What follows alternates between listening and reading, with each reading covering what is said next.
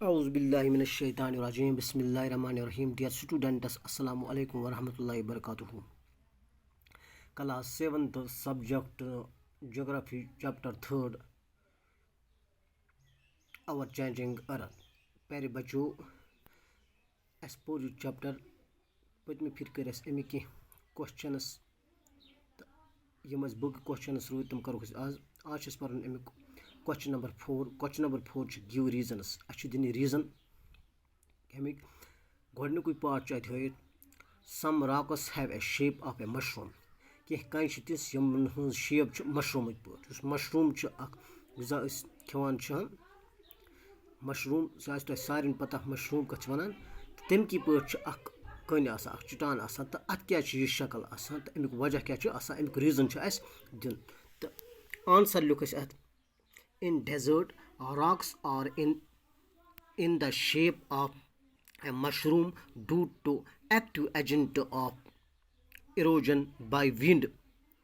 Winds erode the lower section of the rock more than the upper part.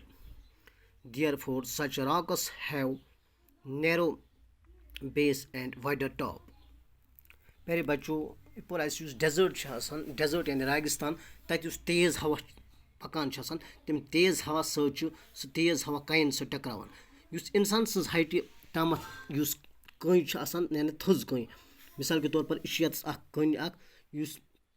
तकरीबन यह side बे side ये side हवा ज्यादा टकरावान हवा योतम हवा ज्यादा टकरावान तो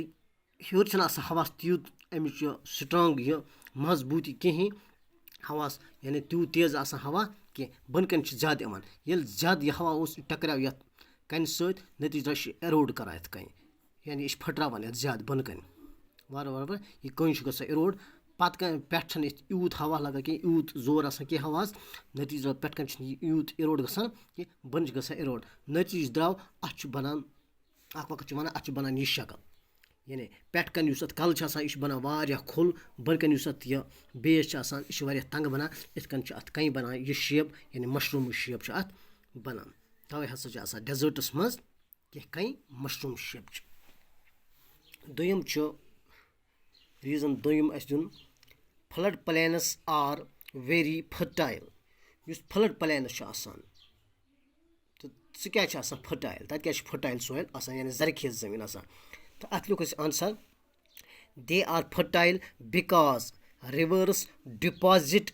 layers of fine soil and sediments along the plains during its flooding. वुचान सारी यम सात दरियाव आसान मिसाल के तौर पर इन तो यह दरियाव यम सात दरियावस सैलाब खसान सैलाब सम अमिक बठ यपर सैलाब खसान बठ दरियास मज फाइन क्वालिटी सॉइल या सेडिमेंट्स बुक अम सैलाब सर खसान अम जमीन कन बेठन पे रोजान इतकन जमीन पे वातान सह सॉइल नो सॉइल फर्टाइल वारिया सॉइल तवे अम फर्टाइल प्लेन्स यपर सैलाब खसान यह जमीन जरखेज त्रेम sea caves are turned into stacks sea caves गसान चेंज स्टैक्स मज गोडथ वो सी केव्स क्या गई sea caves are turned into stacks due to erosion by the sea waves that break the roof of sea arches which was formed from sea caves. प्यारे बच्चों यम सी caves one सी caves अम हसा गसान change stacks मज तिकाज erosion गसान सी waves सत erosion गसान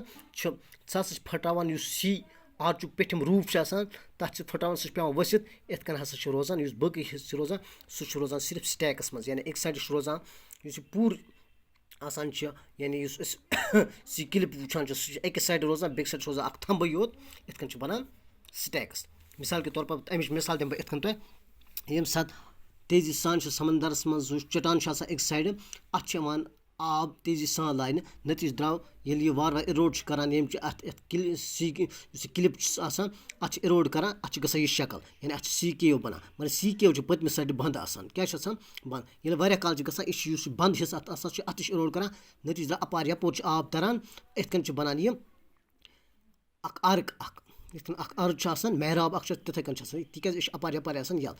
वक्त पे press गसान वारिया press गसान अत पे दबाव आसान नतीज द्राव वक्त गसान अत अमिक आर्क यह पेठम हिस्सा यह वसित अत पे दबाव अत पे वसित अत रोजान यह शक्ल यानी एक साइड रोजान पूर इमारत हिश बे साइड रोजान थम्ब योत ये वन स्टैक्स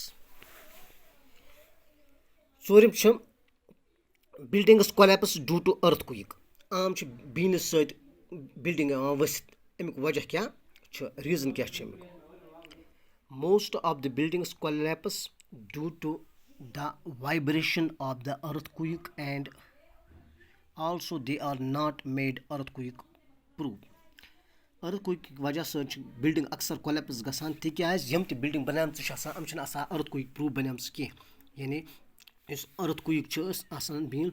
अत मुआफिक बनामच कह तम बिल्डिंग गसान आसान बनामच यमन बीन सत हे कह गसित तिथ मगर ये चूंकि बिल्डिंग वारिया थज आसान बिल्डिंग 10 पोर आसान 20 पोर तह अड़न बिल्डिंग या 5 पोर बिल्डिंग नतीज दाव यम सात अर्थक्वेक गसान ये वुचान एपी सेंटर वेव किस सूरत मज यह बीन पे वाइब्रेशन गसान वाइब्रेशन जमीनस गसान वाइब्रेशन सत बिल्डिंग हिलान नतीज द्राव इतकन पे बिल्डिंग वसित तो बेन आसान अर्थक्वेक प्रूफ बन बिल्डिंग कि यह वजह गसान कि बिल्डिंग कोलैप्स गसान प्यारे बच्चों इतकन कोर चैप्टर मुकम्मल Thanks.